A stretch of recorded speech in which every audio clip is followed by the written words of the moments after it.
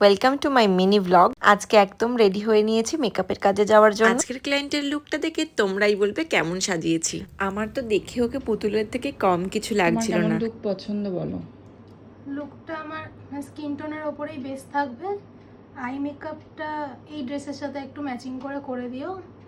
হেয়ারটা যেরকম এটার সাথে ভাল লাগবে একটু দেখে দিও না, মানে বেসটা স্কিন টোনের সাথে। ঠিক আছে একদম।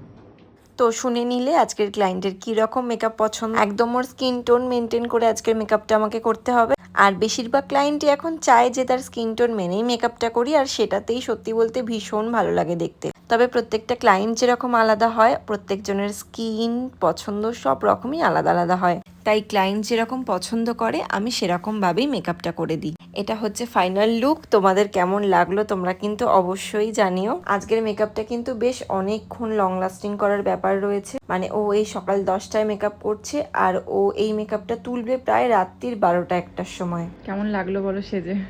দারুণ হয়েছে, খুব সুন্দর হয়েছে, আমি যেরকম চেয়েছিলাম সেরকমই। Thank you. বেশ পছন্দ হয়েছে, একদম তুমি যেরকম বলেছিলে। আই মেকআপ হয়েছে, খুব সুন্দর হয়েছে।